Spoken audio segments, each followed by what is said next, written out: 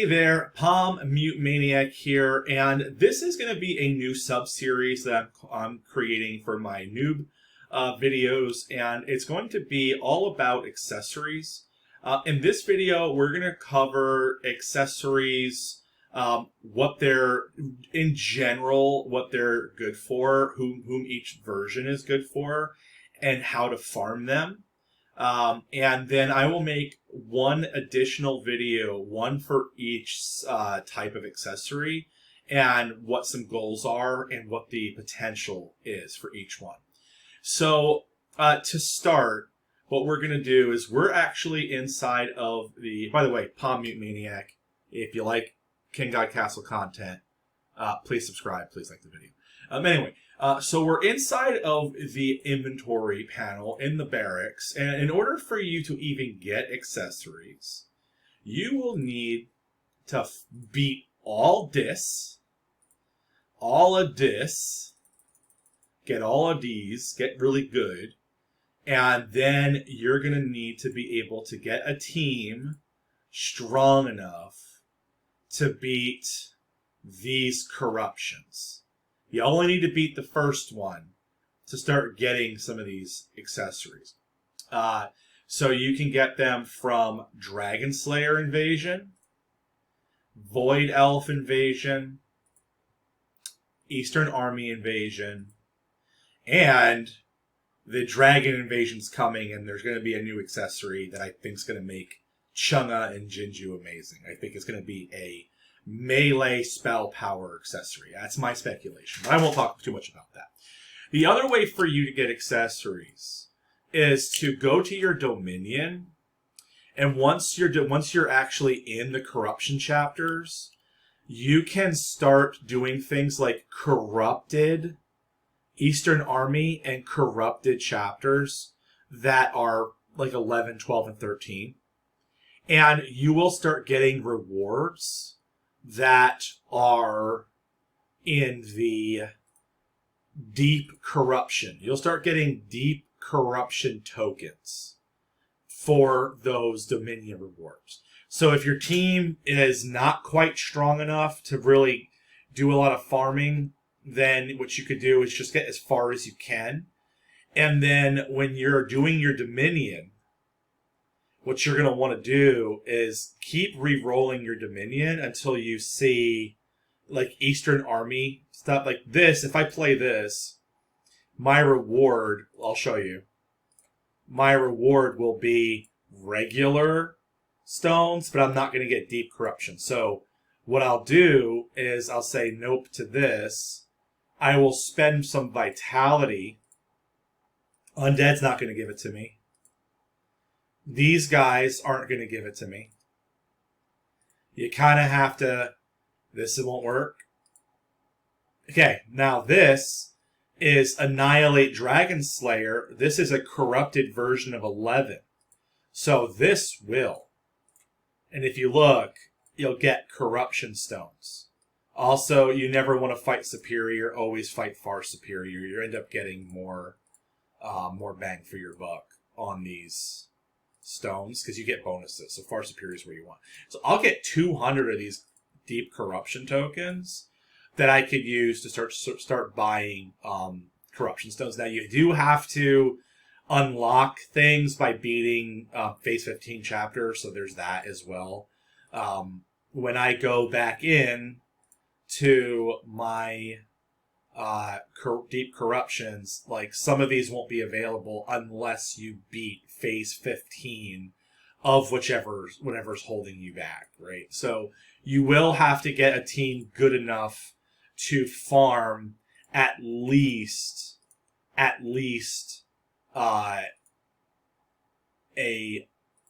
level one Dragon Slayer invasion.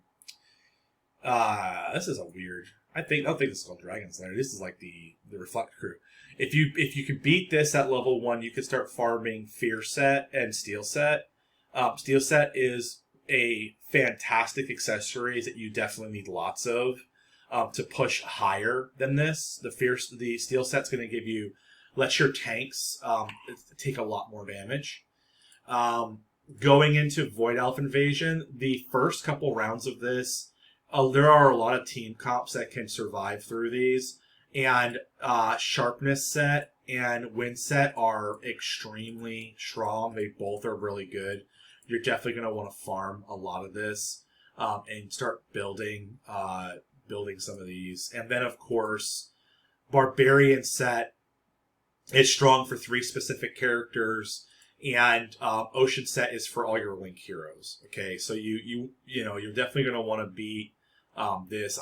This is a hard one. I do have 2 builds on my YouTube channel that show you how to beat this. Shelda can beat this, I believe, and I think we have an Avalanche Dandelion that can beat this, and I've done it a couple other times. But you don't need to beat phase 15 to farm these. You just have to beat phase 1 through 4, and a lot of decent teams can do that. So now that's how you get the accessories. The next thing I want to talk about is the accessories themselves. So if we go into, I'm going to use these boxes right here. You can get them a number of different ways, but I'm going to use these boxes just to kind of talk to you in general about how the accessories work, okay? So what you're going to notice is that there are necklaces, bracelets, rings, and earrings, okay? This little icon, that's the primary stat of the accessory, meaning as you enhance and invest gold into this accessory, that is going to be a guaranteed stat that's going to grow, okay? So necklaces can only have either attack power or spell power. Bracelets, the primary stat, can only be physical defense or spell defense. So any physical defense, that's any enemy that punches you in the face and has normal damage. Spell defense is going to be any enemy that casts a spell or any area of effect that a boss casts, okay? Most of the time, spell defense is more important than physical defense, especially for your backliners. Physical defense is more important for your frontliners. That's a generalization. There are situations where the reverse will be true, but most of the time, spell defense that's going to be the big AoEs that the boss do that wipes the whole damn field. You're definitely going to want a lot of spell defense to keep your people alive.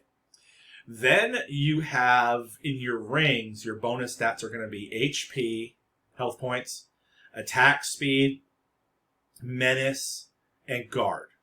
So if you're building, let's say, a melee normal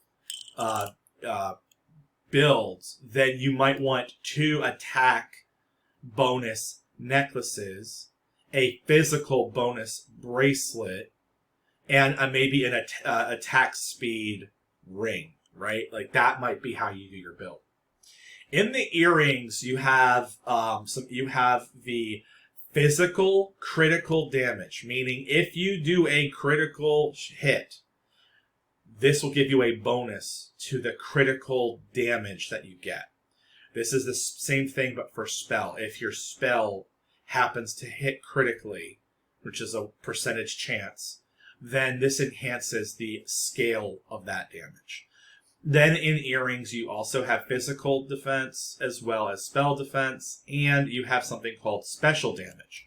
Special damage is a unique thing that they kind of just started with these accessories, and they are damage that scales based off other damage. It's a weird concept, so we'll talk about that as we go through this. So as we look at these accessories, you know that this is the primary. You could take a screenshot of this, or you could write this down, or you could just come back to this video if you ever want to see it, or if you can get yourself an accessory selection chest, don't use the chest until you've got this figured out, because this is a great way for you to come back and remember how you're going to build your people, okay? So, let's go to a hero. Here's Chunga, okay? Actually, I'm going to go to a naked hero. We're going to go to a naked hero. Here's Tavik. I hate this guy. Sorry. Actually, I like you. I just don't ever use you because I can't find a reason to use you. But anyway, so you have a necklace slot, a bracelet slot, ring slot and an earring slot, as well as a anything slot. Okay? So now we're going to get a little complicated. So if you remember that only certain items will have certain primary stats. So if it's important for this character to have attack damage or spell damage, then you probably want to do 2 necklaces, one here and one in your slot. If it's important for this guy to have spell defense or physical defense, then you probably want to put a bracelet here and obviously a bracelet here, because that'll give you two times the option to have a guaranteed boost to that. If it's important for him to have guard or menace, then you want to do, or attack speed. Let's say it's attack speed. Then you would want this to be a ring, because a ring's going to give you attack speed. And of course, in the off chance that it's important for this guy to have special damage, then you would probably want to have an earring up here. And so that's kind of how that works. You're only going to get 2. So if we go back to my Chunga, it's important for her to have spell damage. Spell damage is important. So I chose to go with 2 accessories that are necklaces, and I rolled them spell damage. So now I have 2 of these that are guaranteed spell damage. What I'm going to do quickly is I'm going to show you how to get, increase the power of your accessories. So I'm going to use some of my corruption tokens. I went to my deep corruption, and I'm going to spend them on accessory enhancement stones. This is going to be how you level your accessories up. You can also dismiss accessories. So I can go to inventory, I can go to accessory, I can click dismantle, I could scroll down and find an accessory that I don't like. And so for example, an ocean accessory that gives a bonus to critical physical hit is pretty useless, but it does give you substats to defense, so I kind of like that. But this one's pretty useless. Special damage on an ocean set, I can get rid of this. Now, you'll notice that it gave me like a little tiny piece. So if I go back into my Chunga and I go here, before we get into scaling this up, let's talk about this. So I have my main stat. That's what we were talking about before in the accessory box. Every accessory has a guaranteed main stat. And then every accessory has 4 substats. These are going to be random, and they can be anything. It's all random. And so this is where accessory farming comes in. If you have a accessory, let's go back. Let's go back to accessories. We'll go to rarity, and we will do rarity normal. An unleveled normal accessory is going to only show you the main stat and 2 substats.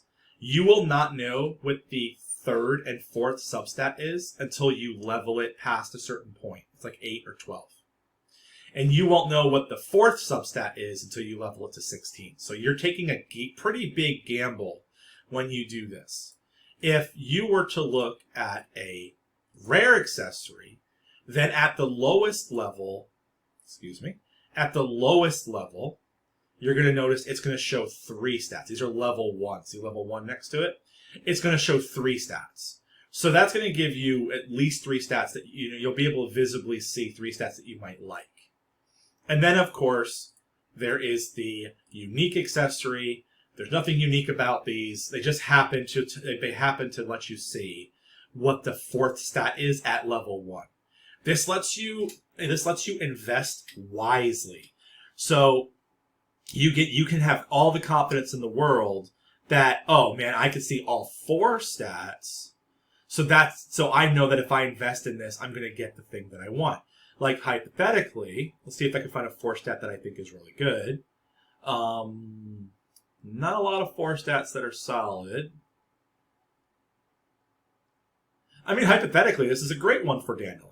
Okay, She has special damages that scales, not a huge good one here, but the substats are fantastic. Additional attack speed, additional physical and defense, and additional spell power.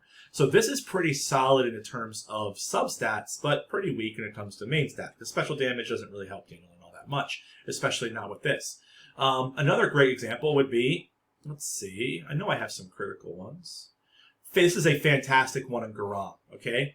Garam has a 10% main stat, 6.5% additional crit chance, 7.5% additional crit damage, a substat of an additional 8.5 attack, and some menace. Why not? If no other people on the field are debuffing, then this actually can't hurt, right? This is actually a pretty well fleshed out, and because this was a level 1 a unique accessory, I was comfortable enough to put a lot of resources into leveling this to 20. So that's going to be how that works. Now, if I go back to my Chunga, and not battle, ADHD brain. I go back to my Chunga, and I go back here. I'm pretty happy with this, but I don't know what this level 16 is. I'm happy with the fact that I have a level 7 plus 7% spell power. I have my physical defense and my spell defense, and I have spell crit damage. Not bad, because the other half of her build is critical hits. And so what I will do is, when I go to click Enhance, I can start putting these stones on here. This is a bar. And as I put stones, it's going to show me that my main spell power, my main stat, is going to scale guaranteed. Okay?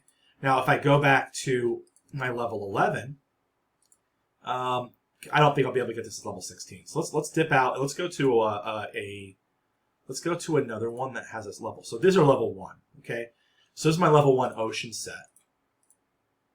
This is not what I'm looking for. I'm looking for something that's like a normal stat.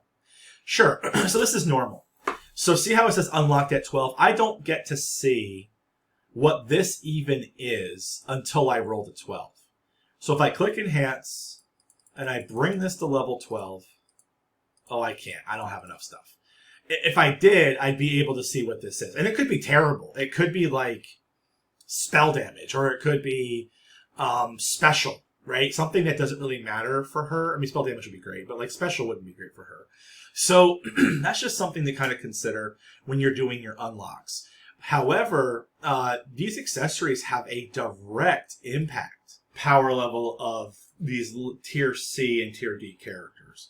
So if you got some character that you're a fan of and you just want to push them as high as they can go, this is the way to do it. Now, the only downside is that if you have a character like Chunga, who's kind of like a C tier character, and you have unlocked these accessories, you're beating end game content.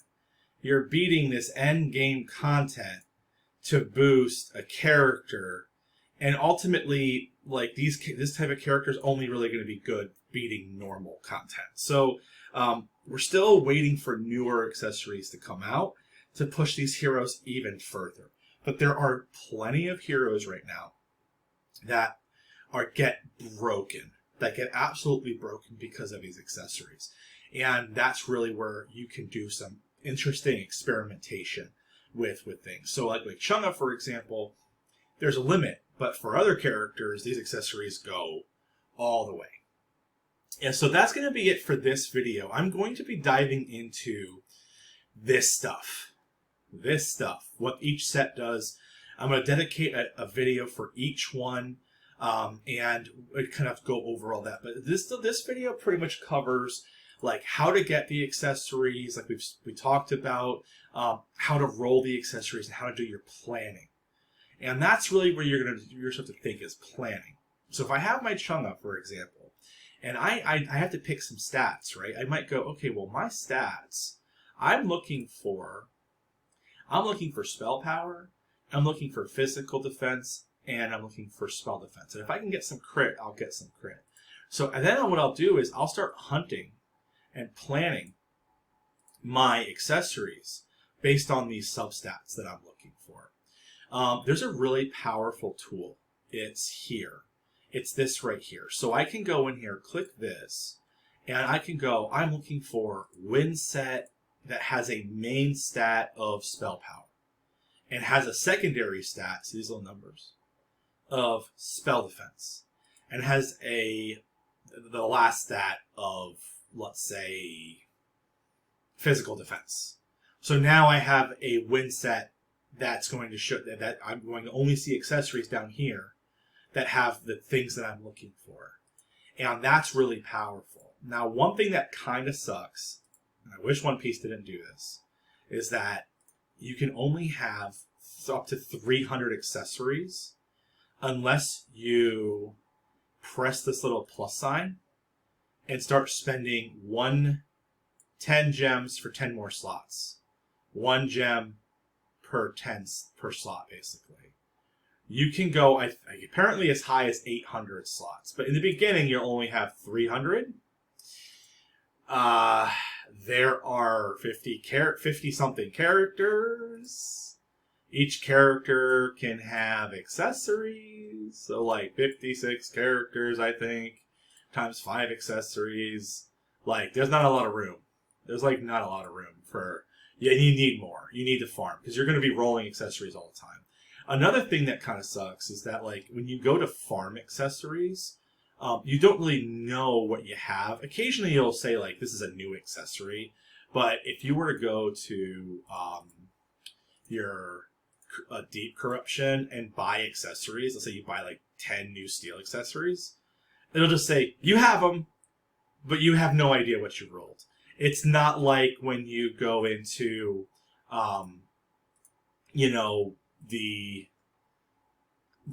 this relic. If I roll a relic chest, do I have any keys?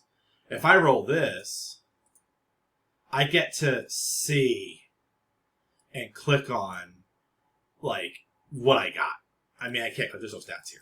But, like, hypothetically, I wish what they would do is let you see the stats. So, what's really powerful right now in, like, when it comes to farming is you can get in your last level of trading post, you can spend 100k on a unique accessory chest, so you can farm that way. But this is really expensive. Your best bet is to spend supply and just roll, and of course make sure that you are optimizing your investigation team every day so that you're getting corruption stones. Like, that's going to be the most important thing. So, all right, guys, look for the other 4 or 5. Well, actually, more than 4 or 5 videos. More like 1, 2, 3, 4, 5, 6. I'm doing 6 videos. 1 video per accessory type. I'm going to push the limits of the damage to the best of my knowledge base, based on all the research and time that I put in, and show you what is possible and what are decent builds for each one of these. If you like this content, again, like, subscribe, and look into my Noob series for more information about all kinds of interesting stuff to make you the best possible player you can be. And if I'm wrong, comment that I'm wrong. Help the other noobs out there. Hey, Palmu's actually wrong about that. There's this stat over here and blah, blah, blah. And get really nerdy. I love it. It's fine. And I can't do annotations on YouTube, but the users can read the comments and see where my mistakes are and learn from the community. All right, guys, take care.